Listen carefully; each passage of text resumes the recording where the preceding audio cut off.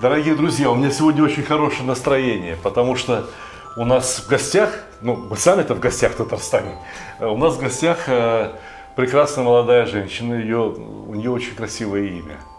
Ее зовут Ландыш Ханум, и она очень хороший специалист в области кулинарии, но об этом она расскажет чуть попозже. Ландыш Ханум, что сегодня будем готовить? Скажите, пожалуйста, все такое вкусное на столе стоит. Здравствуйте, мы сегодня будем готовить беляш, мелкоштучный, сладкий скар. Мелкоштучный, обратите внимание, значит, это уже профессиональная деформация. Обычно немножко, да? пироги можно готовить большие, а тут мы порционные будем готовить с рисом, с тыквой и сухофруктами. Прекрасно, давайте начинать. С чего вы начинаете обычно такие пироги готовить? Мы для этого изделия сделаем тесто в первую очередь бездрожжевое. Возьмем яйцо.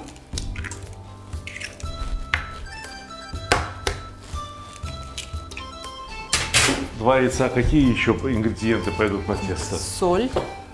Разрыхлитель получается. Соль у нас вот здесь. Разрыхлитель. Ну, пол чайной ложечки соли, да. И разрыхлитель пол чайной ложечки. Масло сливочное. Здесь я вижу 200 грамм сливочного масла. Да. Все масло положим? Да, все масло положим. И масло мягкое. Масло Масло уже мягкое, вот, давно стояло темперированное. на столе, имеет комнатную температуру, оно податливое, мягкое сливочное масло. Пока вы замешиваете тесто, я хотел попросить вас, чтобы вы рассказали немножко о себе.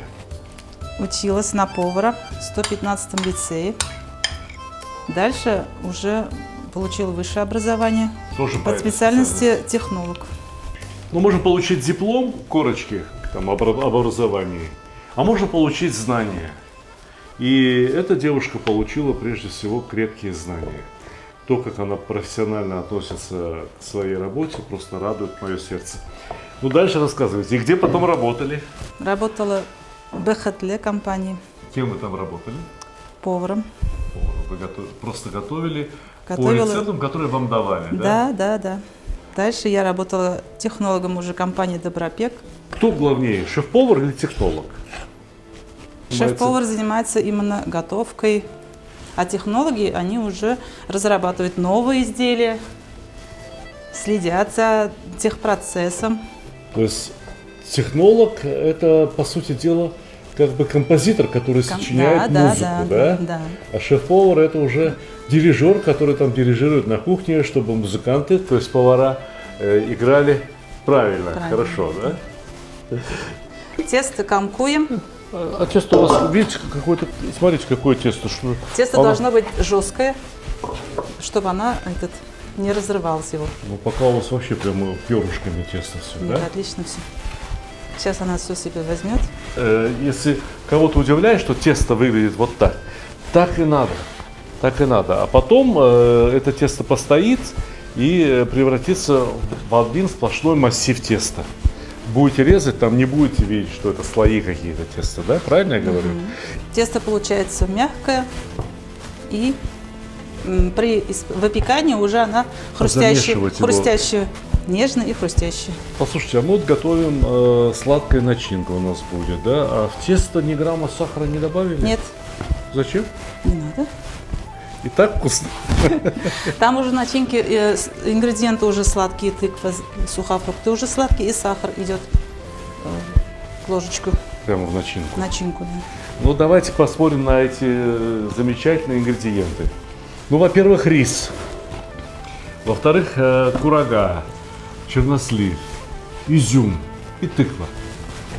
Тыква растет, хорошо растет в Татарстане и по всей России растет. А вот остальные все продукты, я имею в виду рис, изюм, курага, чернослив, ведь это привозное. И это всегда было привозным продуктом. И 100 лет назад, и 200 лет назад. И рис всегда ели, но это всегда было самое драгоценное. Это всегда было самое дорогое, потому что издалека же приходилось везти. Поэтому такие угощения готовили всегда для самых дорогих гостей. Что с тестом теперь у нас? Тесто должно отлежаться, отдохнуть. Ну хорошо, пусть лежит, давайте поговорим про начинку. Сухофрукты, вот чернослив 150 грамм. Значит, пока тесто у нас стоит, расстаивается, решили заняться. Курага 150 грамм у нас уже Начинка. заранее отвешены. И изюм 100 грамм заранее отвешен. Запомнили? 150, 150 и 100. А сколько рисов было в сухом виде? 150 грамм Риса сырого в риса. сухом В виде, сухом да? виде, да. И вы его отварили практически Отварили, до да. готовности. До полной полуготовности. Обычный крахмалистый круглозерный рис. Но, знаете же, да, он обладает таким вот именно рисовым вкусом. Именно до полуготовности. Если мы переварим, она у нас в кашу превратится. Ну правильно, Тыква. здесь же тыква будет давать сок, да, масло еще немножко. Вот сливочное масло тоже пойдет? Да. Тыква у нас 300 грамм. Тыква может дать сок, и сливочное масло выделяет немного влаги, там И что-то. 100 грамм сливочного масла. И 2 чайные ложки сахара. Говорит, сладкая начинка, а там только 2 чайные ложки сахара. Но если Чё, вы сахар дефицит? предпочитаете слаще, то можно добавить, увеличить. Я шучу. На самом деле, конечно, все зависит от вкуса сухофруктов. Да. Попробуйте сначала сухофрукты. Если они сладкие, ну, поменьше сахара. А если они кисленькие, ну, значит, побольше сахара. И все. Все очень просто. А я Начинка обратил внимание, что вы яркая. тыкву принесли с собой уже Да, из нарезанную огорода. кубиками. Как, откуда у нас взялась нарезанная кубиками? Дома Осенью у меня тыквы очень хорошо выросли, большие тыквы. Осенью еще заморозила кубиками в контейнерах. И Подождите, у вас огород, огород. хозяйство, Огород у меня у тыква. мамы. Скажите, пожалуйста, а родители ваши чем занимались? Откуда вот у вас такое пристрастие к приготовлению еды? Я сама из Камской-Устья. Знаю, где это. Бабушки, мамы с деревни готовили сладкие пироги, когда какие-то праздники, бябищае. Ну, для заработка, да? Нет, это уже домой. Гостей угощать, гости приезжали. Изюм, курага, чернослив, эти пироги, губедье, белиш, ид белиши, все татарские блюда. Я у бабушки в основном принимала, научилась. Ну давайте все-таки займемся теперь тестом. Вот начинка готова. Тесто мы поделили по 70 грамм, и сейчас их будем уже катать. Получается основное дно по 70 грамм, и сверху крышка будет по 10 грамм. Итого 80 грамм теста. А начинки было 150, 150, 100. Я уже запутался, сколько общий вес начинки у нас получается. Вы же технолог, вы должны знать. Ну-ка скажите мне. Вы-то сами помните? Кило 250 примерно Кило получается. 250. Да. И Мы сейчас рассчитали на 12, пирожочков у нас на получится? 12 пирожочков рассчитали. Как раз всем хватит. А кому понравится, тому 2 штуки дадим. Вы мне поможете? Я вам? Да, раскатать тесто. Что надо? Трава поколоть, воды Нет, вот принести. раскатать Что надо можете, сделать? можете раскатать тесто. Тогда вы меня поправляете. Я Тесто должно быть круглым диаметром. понимаю. Края тонкие? Не обязательно, равномерно можно. Какой раскатать. диаметр делать тесто? Так, еще чуть-чуть, сантиметров 10-15. Хорошо. Если женщина говорит 10-15, лучше сделать 12. Да, можно так сделать. А что мне дали тесто раскатывать? Сама не любите, да? А? Не любите сама раскатывать? Люблю. Да. Я хотела посмотреть, умеете ли вы. О! Тесто на самом деле стало очень мягким, приятным. Приятно прям работать с тестом. Какое-то удивительное тесто. Только что оно еле-еле слеплялось, и вот посмотрите. Уже отличное, замечательное тесто. Расскажите, какие блюда вы любите из других народов и из татарской кухни В национальной? татарской кухне сейчас вот забытые рецепты начали поднимать и в ресторанах, и в кафешках. Например, начали делать пирожки, именно порционные тоже изделия. Например, губадья с мясом. Это уже... Вы готовили губадью Да, с мясом, да. Вы тесто положили на весы. Это что это, весы у вас, да? Да, весы. И сколько начинки вы кладете? 125 грамм начинки.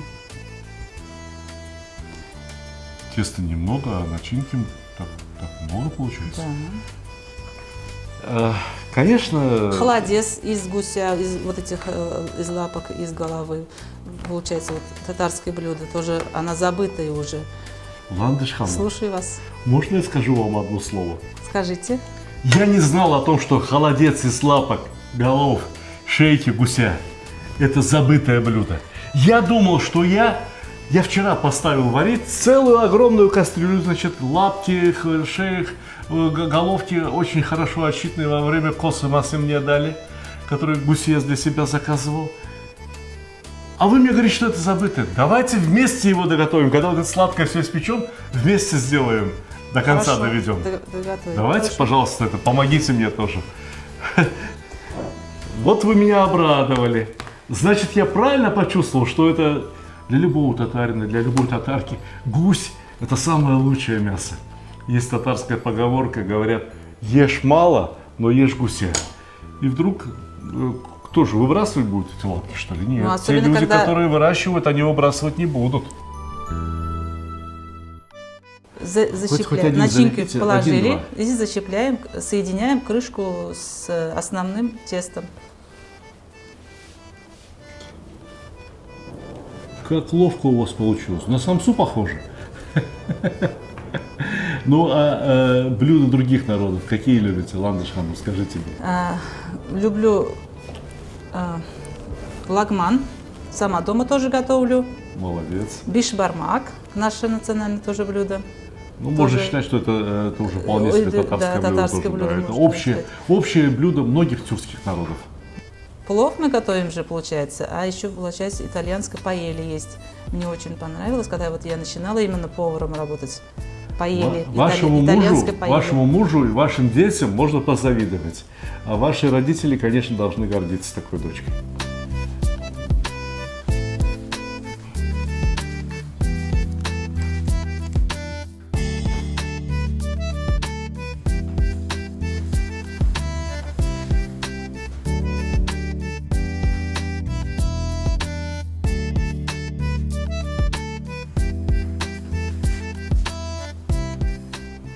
Все, готовые, да?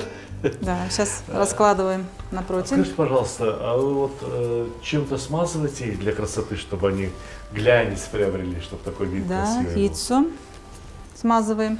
Яйцо Лизом. смешиваете как? С чем смешиваете? Яйцо смешиваем с водой и щепотку соли. Да? На одно Вот. яйцо 2 ложки воды и щепотку соли. Я уже подготовил для вас этот лизон. Пожалуйста, можете использовать. Тесто у нас бездрожжевое. Расстояние между пирожками можно... Уменьшить, да, ну, оно не будет опухать. Она да. опухать не будет. А это тесто во время выпекания становится таким хрустящим, полусухариком, да? Правильно я понимаю? Да, вкусный, хрустящий, и в то же время очень приятный, вкусный Ну, сейчас тесто скоро получается. попробуем. Уже аппетит у меня открылся. Испечете чай, чабес. С чаем, чай с молоком можно вместе с этими, получается, пирожками. Ребята, Или здесь же всё. сухофруктами. Скажите, пожалуйста, сколько минут 200 градусов, 30-40 минут выпекается. до достижения какого цвета? Какой Да, цвет должен получиться? Золотистые корочки. Золотистая корочка. 30-35, может быть, 40 минут. Да, 40 минут. Смотрите, у кого как духовка работает. Да. 200 градусов. 200 градусов. Порядочная температура, высокая. Но, знаете, вот при такой температуре все то, что внутри, превратится практически в плов. Рис станет рассыпчатым, маслом пропитается. Эти все фрукты передадут рису Сок, соль. свою сладость, Аромат. даст какую-то наполненность, сытность.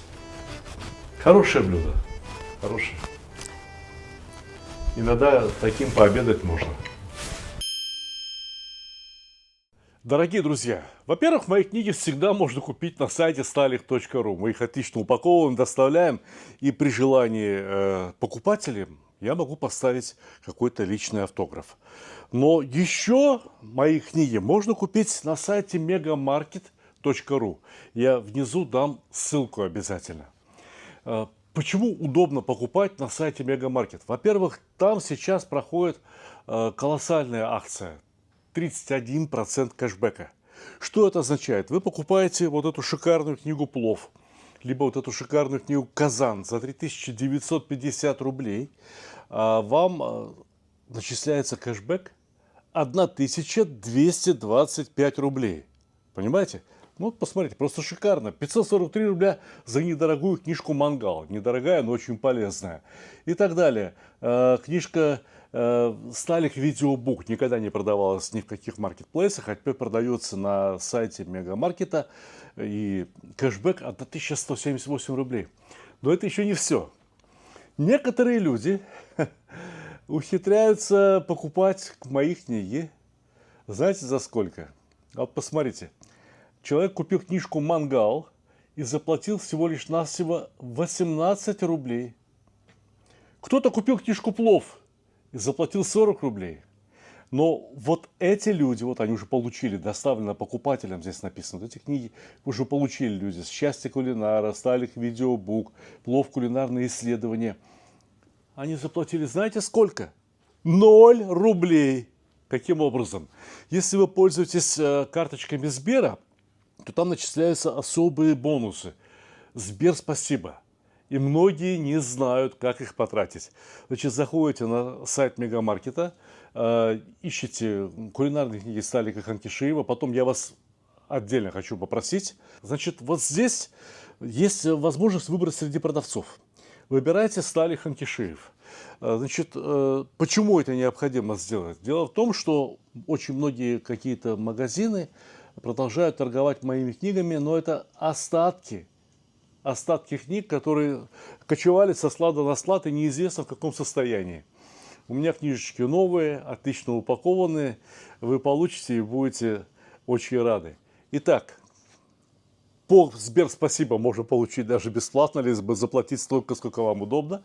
Можно получить огромный кэшбэк 31%. И кроме того, шикарный выбор для подарка, да и просто для себя любимого. Ну что, готово? Готово. Запах стоит невероятный, очень вкусный запах стоит. Не терпится просто заварить чай и сказать друг другу: Ашlarınız demli bulsun. Вот хоть это громко сказала, молодец.